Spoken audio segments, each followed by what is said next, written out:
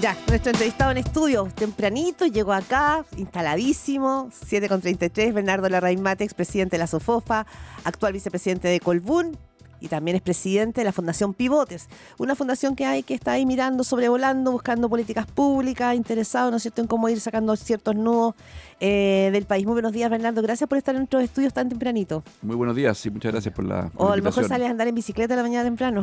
No, me madrugué. Madrugo. Arranquemos por algo bien actual y vamos aterrizando al debate nacional, pero ayer el presidente Gabriel Boric, reunido con la CNC, hizo un mea culpa.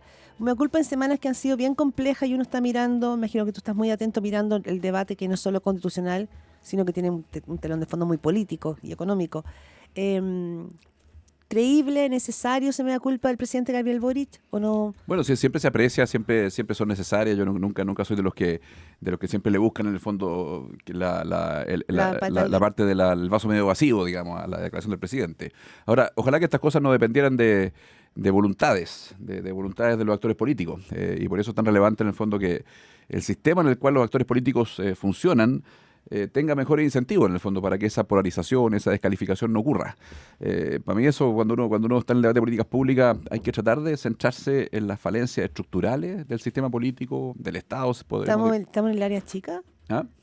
O sea, creo que es muy positivo, pero no se va a construir una mejor política a partir de voluntades. Se construye una mejor política primero rediseñando el sistema político. Eso me parece fundamental, porque tienen que haber incentivos para que, ¿no es cierto?, los actores no caigan en esa lógica polarizada de que el mejor negocio, por así decirlo, es pegarle al gobierno de turno. ¿A qué se refiere con cambio en el sistema político? ¿Qué figura, usted que fue presidente de la SOFOFA, le tocó dialogar mucho con el gobierno de turno en su momento, hasta el 2021? ¿Qué cosa se refiere cuando dice cambio en el sistema político? Mira, basta ver algunos artículos de la propuesta constitucional, digamos, ahí uno puede encontrar algunas innovaciones bien sustantivas. Muchas veces el debate constitucional se va a otras cuestiones y lo que ojalá las personas que nos están escuchando y que tienen que decidir su voto el 17 de diciembre no dejen de mirar ciertos artículos que son donde la Constitución tiene un rol irreemplazable. O sea, si hay algo que la Constitución que solo la Constitución puede hacer es diseñar las reglas del juego del sistema político. ¿Usted eso lo encuentra mejor en la propuesta nueva? Sustancialmente. Yo creo que nadie o sea, incluso los más acérrimos opositores han reconocido esos avances del sistema político y en la estructura del Estado. Y esas dos cosas los diseños de esas dos cosas solo pueden hacerse en la Constitución. ¿Por qué? Porque los mismos actores del sistema político no se van a autodiseñar reglas que limitan su actuar. Por ejemplo, la estructura del Estado. ¿Cómo se puede pensar? Es un wishful thinking, por así decirlo. Es una cosa un poquito ingenua pensar que los mismos incumbentes de la política van a regular el régimen de empleo público. Si ellos mismos tienen hoy día la posibilidad de influir que un cercano sea seremi de vivienda, ¿no es cierto?, en la región de Antofagasta, y que ese mismo cercano pueda distribuir recursos públicos a fundaciones amigas del político que recomendó al cercano. Eso lo cambia esta propuesta constitucional, al establecer un nuevo régimen de empleo público donde limita el espacio para las designaciones de confianza. Esas cosas que parecen técnicas, políticas, abstractas, lejanas a la gente, son las más cercanas a la gente, porque solo así va a poder mejorar el proceso de formación de leyes, el proceso político, sí, va a poder mejorar la estructura del Estado para, ¿no es cierto?, hacer mejores leyes, digamos, y para que los incentivos estén por la colaboración y no por la polarización, digamos. Ahora, estamos claros que estamos a pocas semanas del plebiscito, que nos está viendo tan fácil, digamos, para la gente que está a favor. Tú, Bernardo, eres parte de los que está a favor del nuevo texto, pero hay figuras bien relevantes como el expresidente Ricardo Lagos, por ejemplo, que jugó un rol relevante en el primer plebiscito y que ahora dijo no. Y lo que uno escucha en ese mundo, no digo de la izquierda pura, sino de la centroizquierda, es que el problema del texto sería que tiene muchas letras chicas. ¿Qué se hace, con qué se responde, digamos, frente a eso? Pues las constituciones finalmente son la nueva cancha para jugar, pero si las rayas están desdibujadas, es difícil confiar que esa cancha va a funcionar. O sea, no puedo tener más admiración por el presidente Lago y muchos de los líderes algunos líderes de la centroizquierda que se han manifestado legítimamente por el en contra, y por la misma razón que le tengo mucha admiración y siempre sigo sus análisis y sus razones. Creo que aquí tienen una falencia en su argumentación. Me refiero a los líderes de centroizquierda que se han manifestado en el fondo hoy día por el en contra. ¿Y cuál es la gran pieza de argumentación que le falta? Yo puedo entender en el fondo las críticas que se le hacen al texto que se propone, pero aquí hay dos alternativas, no hay más. Es el texto viejo, el actual, o el texto nuevo. Bueno, se están quedando con el No viejo. hay una tercera que es la Constitución perfecta. Tampoco se ve muy viable, algunos dicen ingenuamente, creo yo, que luego el sistema político va a hacer las reformas buenas que esta propuesta tiene. Vía leyes. Oye, supongamos el umbral del 5%, otra reforma importante para disminuir la fragmentación en el Parlamento que va a incentivar la colaboración. Entonces dicen, bueno, hagamos esos cambios después, pero el vacío de argumentación, no basta con decir, tiene cosas malas esta propuesta. Tienen que decir por qué, con las mismas razones que esgrimieron cuando justificaron la necesidad de una nueva constitución, por qué el texto viejo es mejor que el nuevo. Eso no lo han dicho. Dicen en el fondo, el nuevo no me gusta por tal razón. Pero ¿por qué le gusta más el nuevo? Cuando se esgrimió, por ejemplo, que había... No, porque le gusta más el antiguo. viejo. Perdón, Claro, el viejo, el existente. ¿Por qué le gusta más el viejo?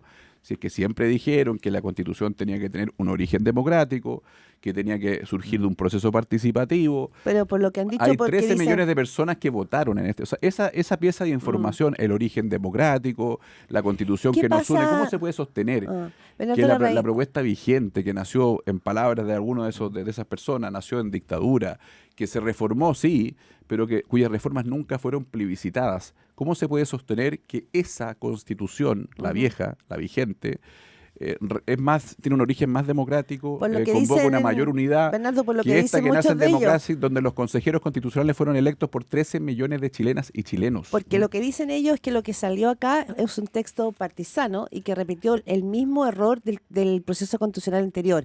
Es decir, que un sector político fue maximalista y eso así como Claro, tiñó... lo pasa claro. Claudia, que en tiempos de polarización de la cual discutíamos antes, Sí. y posturas diversas y fragmentación política, yo les pediría a esas personas que hablan de la Constitución que nos una, ¿cuál es ese umbral de unidad que satisface esa condición? La democracia es 50+1. Pero hay sectores Esta Constitución va a ser plebiscitada. Las reformas del 2005 no fueron plebiscitadas. Estoy desafiando un poco a que esas personas que yo admiro pongan estos análisis en el debate y no se queden con decir los defectos de la nueva. Sí. Ahora, por lo la que cual no pasa me es gusta. que las personas que se oponen, también hay sectores de la derecha que están en contra y eso llama la atención. No es que esté polarizado solo Sí. izquierda-derecha. Bueno, lo que pasa es que al final en el en contra se están uniendo quienes siempre iban a seguir empujando una constitución refundacional que apoyaron, ¿no es cierto?, y que fue rechazada, ¿no es cierto?, en el proceso anterior. Ese es un grupo que va a celebrar el domingo 17 en la noche si es que gana el en contra. Un segundo grupo que va a celebrar, junto con el primero, sorprendentemente, son aquellos que siempre dijeron que la Constitución no tenía ningún sentido, el proceso constitucional, que el texto vigente es el mejor de los textos de la historia de la humanidad, no solamente porque acompañó los mejores años de la historia de Chile, sino que también porque va a acompañar los desafíos del futuro. Ese es un segundo grupo.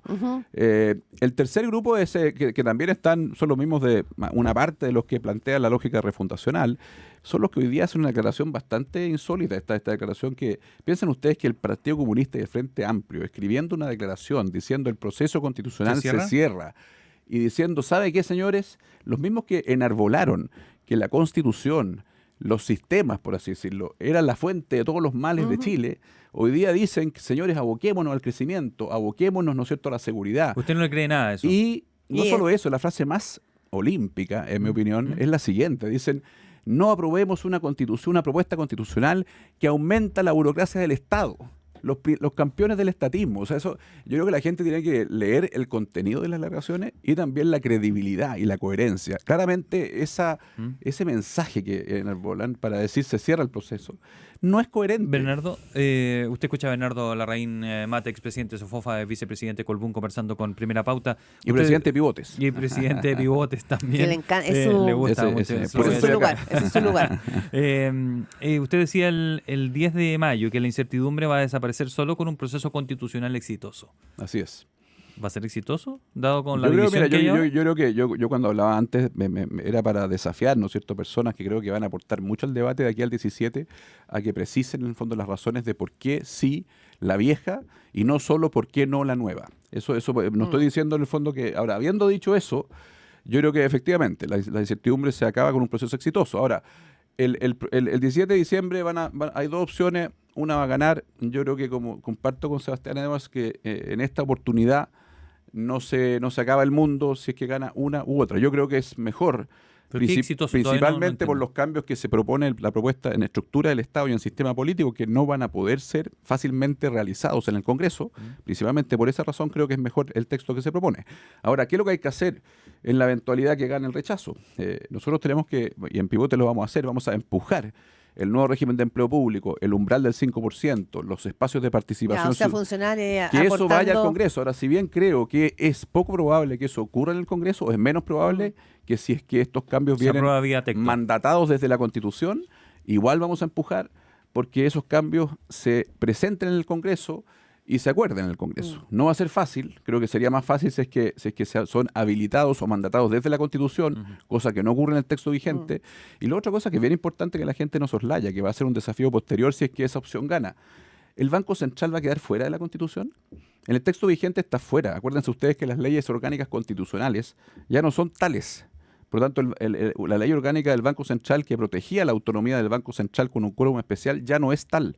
Hoy día el Banco Central está fuera de un quórum especial. O sea, una mayoría simple podría modificar la autonomía y por eso la propuesta integra al Banco Central al cuerpo de la Constitución, porque ya dejó de ser protegido por la ley orgánica constitucional. Entonces, En el día ese texto- siguiente de ese día, si es que gana el rechazo, bueno, el Banco Central va a estar, ¿no es cierto?, al arbitrio de una mayoría simple. La autonomía del Banco Central, algo tan relevante para controlar la inflación, va a estar al arbitrio de una mayoría simple. Si todo el mundo dice hoy día que no hay texto perfecto, ni nada en la vida es perfecto y todo tiene luces y sombras, respecto de esas sombras, ¿dónde crees tú, Bernardo, que están los nudos, aquello que no convence, que le está permitiendo al rechazo instalarse como una tendencia? No sabemos qué va a pasar en 2 semanas más, todo puede Sí, pasar, yo creo pero que al día de claramente hoy. la brecha se está cortando, lo Sí. indican todas las encuestas. Pero ¿dónde crees tú que le cuesta Y partir al yo creo favor? que eso es bueno. El tema es, yo creo que hay una primera razón que tratando de explicar la visión de las personas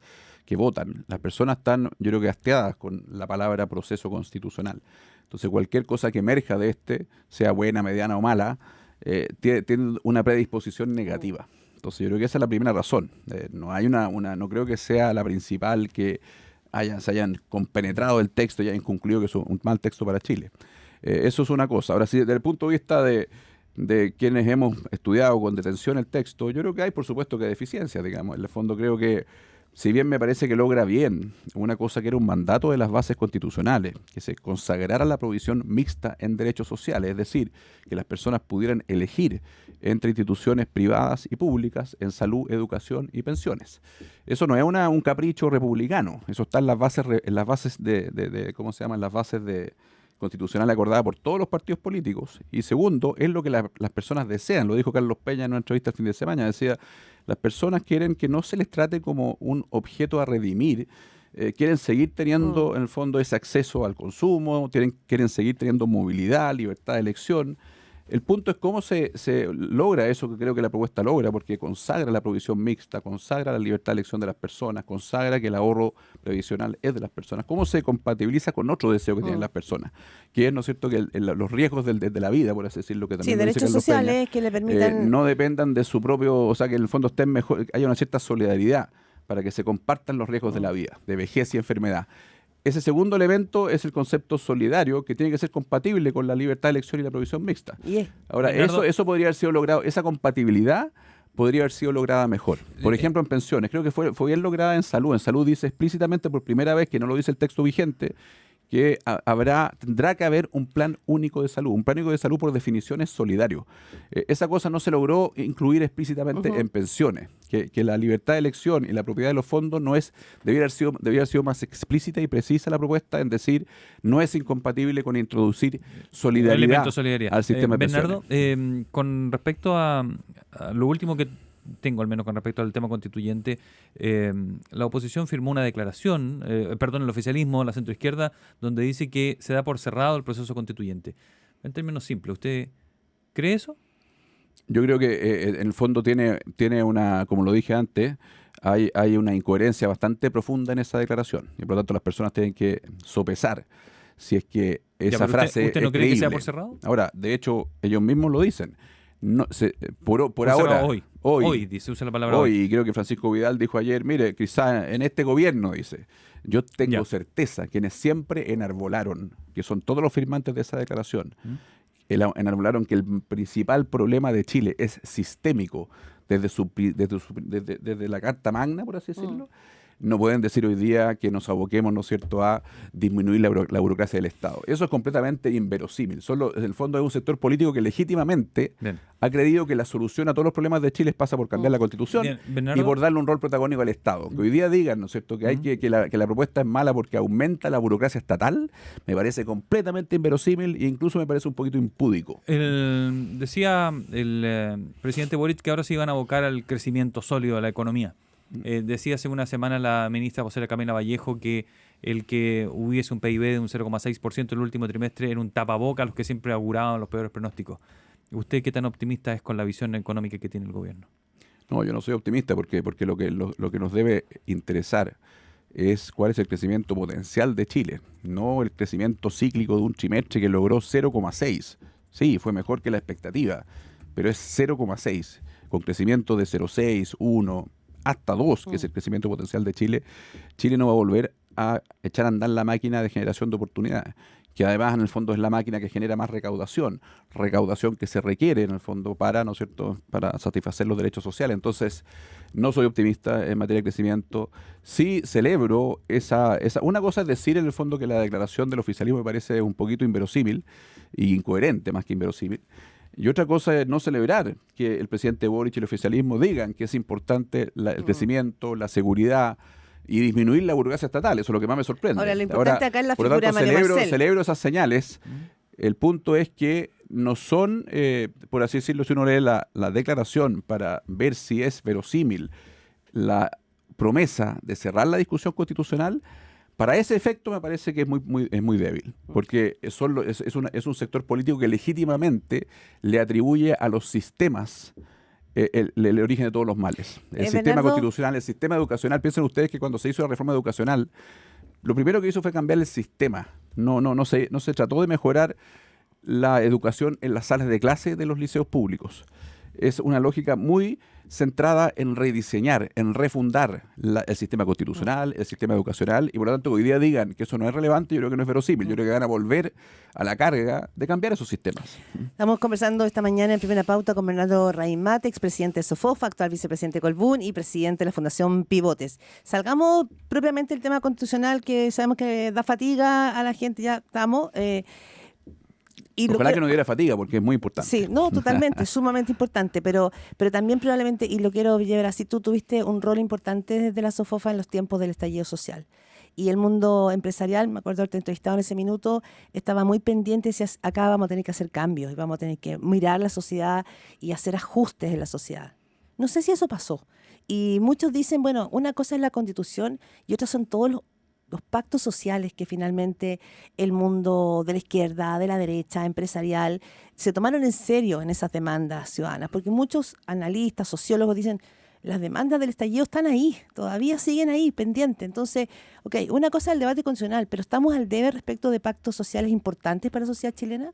Yo no separaría esos desafíos de la cuestión constitucional, porque la fundación de un nuevo pacto social son esos rediseños que solo se pueden hacer en una constitución.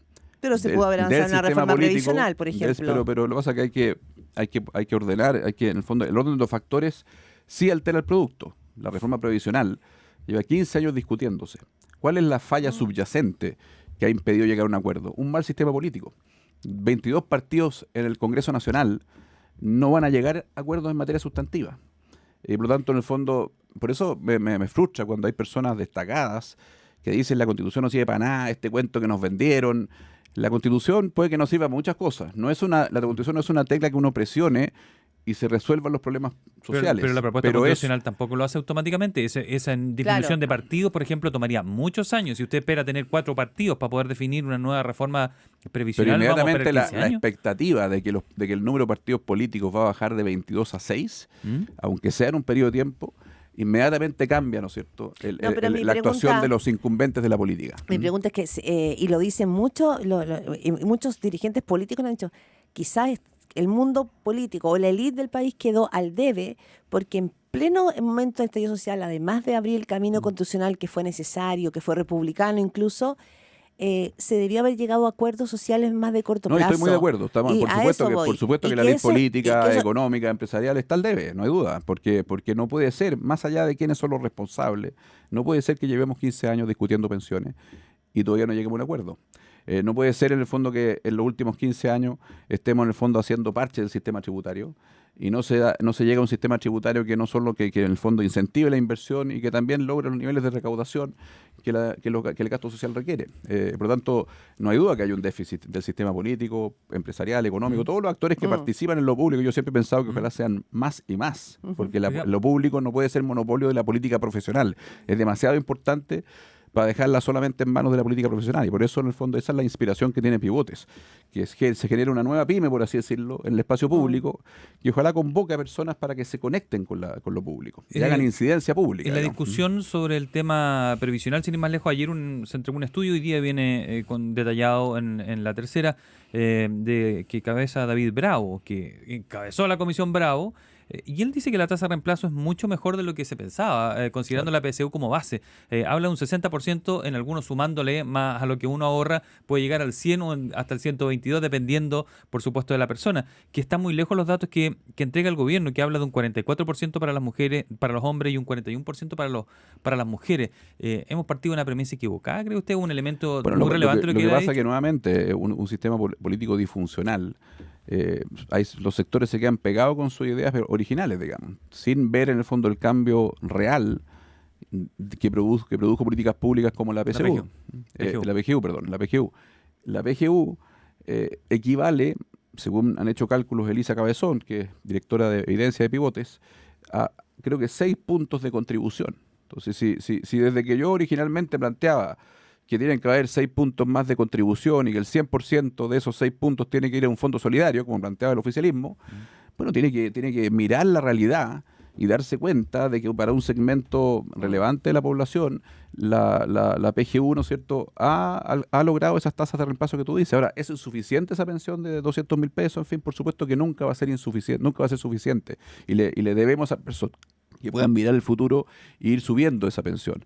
Pero claramente, en el fondo, seguir en el fondo empecinado que la contribución debe ser 6 puntos, que 100% solidario, una parte importante a un fondo de reparto, básicamente, hay que ponerle nombre a las cosas. Obviamente no dialoga con la realidad, en el fondo, que constata David Bravo. David Bravo, si hay una persona que ha estudiado el tema de pensiones, es David, digamos. Y por lo tanto, creo que las cosas que él dice hay que escucharla con mucha atención. Y además, en el fondo, el tema, otro cambio muy fundamental, es la precariedad del mercado laboral. El mercado laboral sigue estando bajo el nivel prepandemia. Chile es de los países cuya recuperación del mercado laboral ha sido de las más lentas del mundo. Sí. Bernardo Larraimate, el tiempo vuela como la vida misma, pero como toda esta discusión, para que no quede tan lejos, ¿no? Porque es sumamente relevante, tiene que ver, ¿no es cierto?, también con nuestro presente y nuestro futuro. Argentina también está en su presente y su futuro. ¿Cómo estás mirando tú? ¿Qué conversas con el mundo empresarial respecto a una figura como Javier Milei? Hay sectores que les considera que es ese abismo, que Chile podría caer en un abismo así, y hay quienes dicen, mira, interesante la figura. Yo voy a repetir una cosa que el mismo Javier Milei dijo. Dijo el desastre argentino acumulado por 100 años, dijo, llegó a tal punto que la Argentina y argentinos decidieron elegir a un outsider. Eso él se califica como un outsider, que les dijo con total franqueza que lo único que había era una terapia de shock. Obviamente, cuando uno está enfermo, ¿no es cierto?, ojalá el fondo del tratamiento partiera antes para tener que evitar la terapia de shock, que es, ¿no es cierto?, siempre riesgosa. Entonces yo creo que en Chile no estamos lejos de la cornisa a la cual llegó Argentina. Pero obviamente hay señales preocupantes de que hemos ido caminando para allá. La inseguridad, el decrecimiento económico, en fin, la no capacidad para llegar a acuerdos en pensiones. Si seguimos en el fondo autocomplacientes, mirando cómo esta ruta sigue caminándose sin sorprender a nadie, inercia. Por supuesto que podemos llegar a la necesidad de una terapia de shock en manos de un Milei. ¿Fenómeno preocupante para ti, Javier Milei, o un fenómeno interesante? Yo creo que fue electo con el 55% de los votos en Argentina. Yo creo que Argentina efectivamente requiere una disrupción. Creo que Javier Milei es eso. Obviamente habemos personas que preferimos un camino en el fondo que abra espacios de libertad en una forma, en el fondo, mucho más continua, agradable, con visión de largo plazo, pero hay países que requieren un shock. Yo creo que Argentina es uno de ellos, y por lo menos tengo certeza que haber en el fondo optado por aquella opción que ha sido la principal responsable de llevarlos a esa cornisa, me parece claramente una opción que no era razonable, y creo que los argentinos eligieron bien. ¿Y qué necesita Chile para no seguir caminando? Porque usted decía que caminábamos hacia esa cornisa pese a que estábamos lejos de ese borde, ¿no? ¿Qué necesitamos para evitar esa terapia de shock nosotros? Yo creo que tenemos que hacer reformas sustantivas al sistema político y la estructura del Estado. Piensen ustedes, el sistema político ya lo analizamos con detalle, ¿no es cierto? La incapacidad de llegar a acuerdos con 22 partidos en el Parlamento.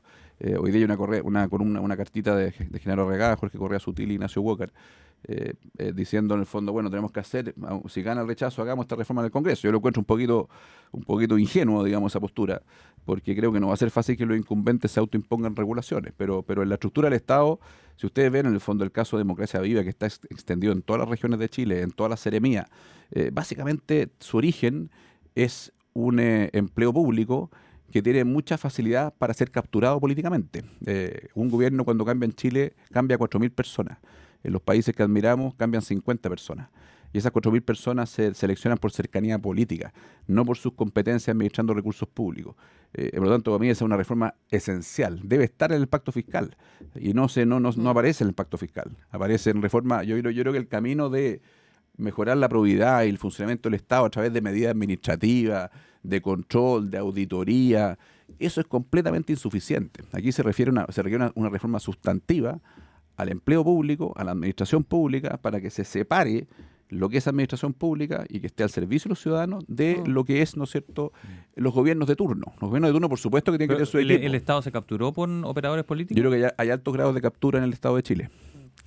Tiempo vuela. Bernardo Larraín Mate, expresidente de la SOFOFA, actual vicepresidente de Colbún y su cargo preferido, presidente de la Fundación Pivote. Muchísimas gracias, Bernardo, por estar aquí, incluso en los estudios de Radio Pauta. Muchas gracias por invitarme, encantado que si me invitan de nuevo, encantado. Encantado también. Muchísimas Muchas gracias. Que estén bien. Gracias, Chao. Bernardo.